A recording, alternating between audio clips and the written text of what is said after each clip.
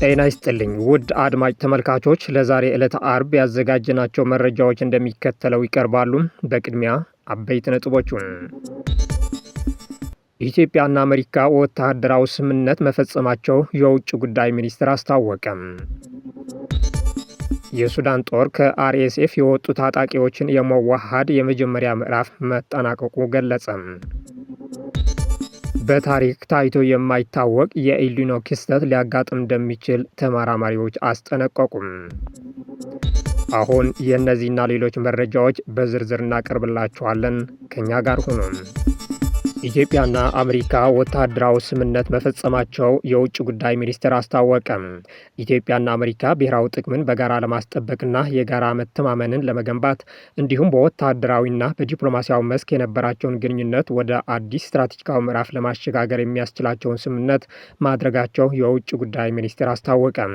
ለሁለት ቀናት በአሜሪካ ፔንታጎን ተካሂደዋል በተባለው የሁለትዮሽ ውይይት በሀገር መከላከያ ሚኒስቴር የውጭ ግንኙነትና ወታደራዊ ትብብር ዋና ዳይሬክተር ሜጀር ጀነራል ተሾመ ገመቹ የተመራ ልዑክ ያካተተ በማድረግ ከዩናይትድ ስቴትስ አቻቸውና ሌሎች የአሜሪካ ጦር ሚኒስቴር ከፍተኛ አመራሮች ጋር የሁለትዮሽ የጋራ ምክክር አድርጓል ተብሏል።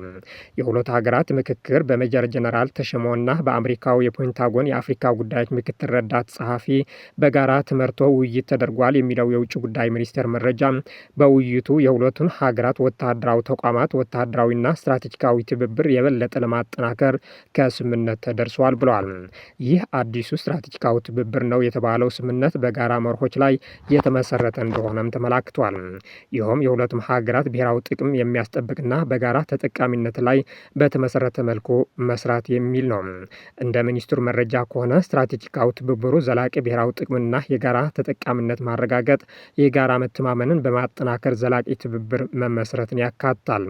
ከዚህ በተጨማሪ በአፍሪካ ቀንድና በሰፊው ቀጠና ዘላቂ ሰላም፣ ደህንነትና መረጋጋትን ለማስፈን የጋራ ጥረቶችን ለማሳደግ ዓላማ ያደረገው ነው ተብለዋል። በሁለቱ ሀገራት የተደረሱ የትብብር ማዕቀፎችን በፍጥነት ወደ ተግባር በመቀየር በቀጣይ የሚመጣ አቅጣጫን ያቀፈ ስትራቴጂካዊ አጋርነት ለመገንባት ያላቸውን ቁርጠኝነት አረጋግጧል ሲል መረጃውን ያመለክታል። በሶማሊያ የባህር ዳርቻ የቱርኩን የጦር መሳሪያዎችን የጫነች መርከብ በባህር ላይ ዘራፊዎች መጠለፏ ተገለጸ። በካሜሮን ስር የተመዘገበችው የጭነት መርከብ በሶማሊያ ፑንትላንድ የባህር ዳርቻ በባህር ላይ ዘራፊዎች መታገቷን የሶማሊያ ባለስልጣናት አስታወቁም። ዘራፊዎቹ የቱርኩን የጦር መሳሪያዎችን የጫነችውን ይህችን መርከብ ወደ ኑጓል የባህር ዳርቻ ወስዷታል ተብለዋል።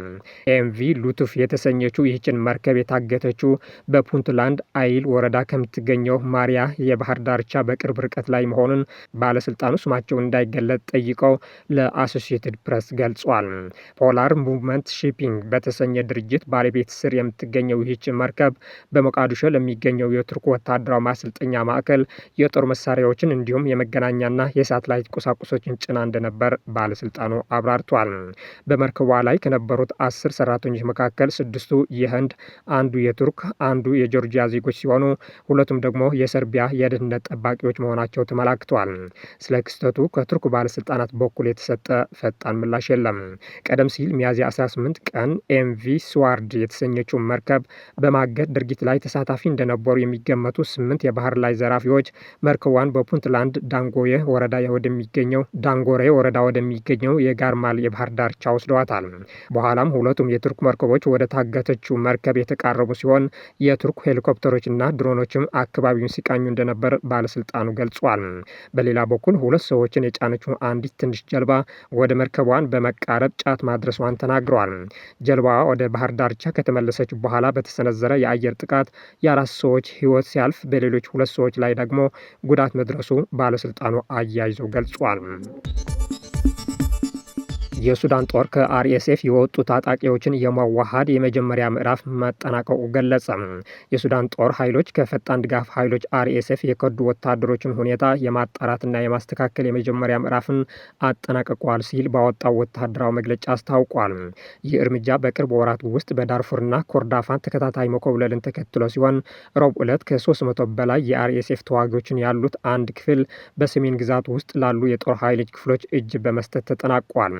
ጦሩ ረቡዕ ዕለት እንዳስታወቀው የመጀመሪያው የቁጥጥር ደረጃ ከሚያዝያ 2023 ግጭት ከፈነዳበት ጊዜ ጀምሮ በወታደራዊ አዛዥ አብዱልፈታህ አልቡርሃን የተላለፉትን የምህረት ጥሪዎችን ተከትሎ ለሱዳን ሰራዊት እጅ የሰጡ ታጣቂዎች የመቀበል ስራ መጠናቀቁን አስታውቋል። የሱዳን የሽግግር ሉዓላዊ ምክር ቤት የሚመሩት አልቡርሃን ወደ ብሔራዊ ጦር ለሚቀላቀሉ የአርኤስኤፍ ታጣቂዎች ደጋግሞ የይቅርታ ቃል ገብቷል። በብርጋዴር ጀነራል ሙሳ ካምሲን የሚመራው ይህ ጦር ከሰሜን ዳርፉር ወደ አልዳባህ በሰሜን ግዛት በወታደራዊ የስለላ ታጅቦ ተሻግሮ ከካርቱም ወደ ኦብዱርማን መግባቱ ተገልጿል። በጦርነቱ መጀመሪያ ላይ ከድቶ የመጣውን የቀድሞ የአርኤስኤፍ ከፍተኛ አዛዥ አልኑር አልቁባ ቡድንን ከደርዘን የታጠቁ ተሽከርካሪዎች ጋር በኦብዱርማን ተቀብሏል። አልቁባ በአደባባይ ተዋጊዎችን ተቀብለው በዳርፉርና ኮርዳፋን የሚገኙ የቀሩት የአርኤስኤፍ ወታደሮች እጃቸውን ሰጥቶም ከወታደራዊ ኃይል ጋር እንዲቀላቀሉ አሳስበዋል። ይህም ከሃዲዎቹ ግጭቱን ለማስቆም አስፈላጊ እርምጃ እንደሆነ አድርጎ አቅርቦታል። በታሪክ ታይቶ የማይታወቅ የኤልኒኖ ክስተት ሊያጋጥም እንደሚችል ተመራማሪዎች አስጠነቀቁ። ከፓሲፊክ ውቅያኖስ ላይ የሚነሳው የኤልኒኖ ክስተት በመቶ ዓመታት ታሪክ ውስጥ ከፍተኛ ሊሆን እንደሚችል የአየር ንብረት ተመራማሪዎች አስጠነቀቁ። በየ7 ዓመቱ የሚያጋጥም የአየር ንብረት ክስተት የሆነውን ኤልኒኖ የዓለምን ሙቀት መጠን የሚጨምር ሲሆን ለአስከፊ የአየር ሁኔታ የመጋለጥ እድልን ይጨምራል። ኤልኒኖ የሚከሰተው በምስራቅና መካከለኛው ፓሲፊክ ውቅያኖስ በፈጠረው የባህር ወለል ሙቀትና የንፋስ ሁኔታ ለውጥ ሲሆን አሁን በውቅያኖሱ ላይ እየታየ ያለውን የኤልኒኖ ክስተት ከፍተኛ እንደሚሆን ተተንብዮአል። በዚህም ምክንያት ቀጣይ የአውሮፓውያኑ ዓመት በታሪክ እጅግ ሙቀታማው የመሆን እድሉ ከፍተኛ ሊሆን እንደሚችል የሚቲዮሮሎጂ ባለሙያዎች አስጠንቅቋል። ይህ የአየር ንብረት ለውጥ በዓለም አቀፍ ደረጃ ተጽዕኖ እያሳደረ መሆኑን የተለያዩ መረጃዎች አመልክቷል። በህንድ የዝናብ መጠን ከአማካዩ የቀነሰ ሲሆን በአትላንቲክ ውቅያኖስ አካባቢ ያለውን የንፋስ እንቅስቃሴም አግዶታል። በኢትዮጵያ በአብዛኛው ኤርትራ፣ በደቡብ ሱዳን፣ በኡጋንዳ፣ በጅቡቲ፣ በሱዳን እንዲሁም በምዕራባዊና ባህር ዳርቻ የኬንያ ክፍሎች ከመደበኛው ያነሰ የዝናብ መጠን እንደሚጠበቅም ቀደም ሲል ዓለም አቀፉ የሚቲዮሮሎጂ ተቋም ባወጣው ትንበያ ገልጾ ነበር። በኢትዮጵያ አንዳንድ አካባቢዎች ከመደበኛ ያነሰ የክረምት ዝናብ እያስተናገዱ ይገኛሉ። ታላቋ ብሪታንያ፣ ፈረንሳይ፣ ጀርመን፣ ጣሊያን እና ካናዳ የእስራኤልን የዌስት ባንክ ሰፈራ ፕሮጀክት አወገዙም። እስራኤል በወረራ በያዘችው ዌስት ባንክ ስትራቴጂካዊ አካል በሆነ ስፍራ ላይ 1200 ገደማ ቤቶችን ለመገንባት ያወጣችውን ጨረታ ከዋናውና የምዕራባውያን ሀገራት ውግዘት ገጠመው። ዩናይትድ ኪንግደም፣ ፈረንሳይ፣ ጀርመን፣ ጣሊያን እና ካናዳ በጋራ ባወጡት መግለጫ ውሳኔው ተቀባይነት የሌለው በማለት የገለጹ ሲሆን እስራኤል ይህንን እቅዷ በአፋጣኝ እንድታጥፍ አሳስበዋል። በዓለም አቀፍ ሕግ መሰረት የእስራኤል ስፍራዎች ህገወጥ ናቸው።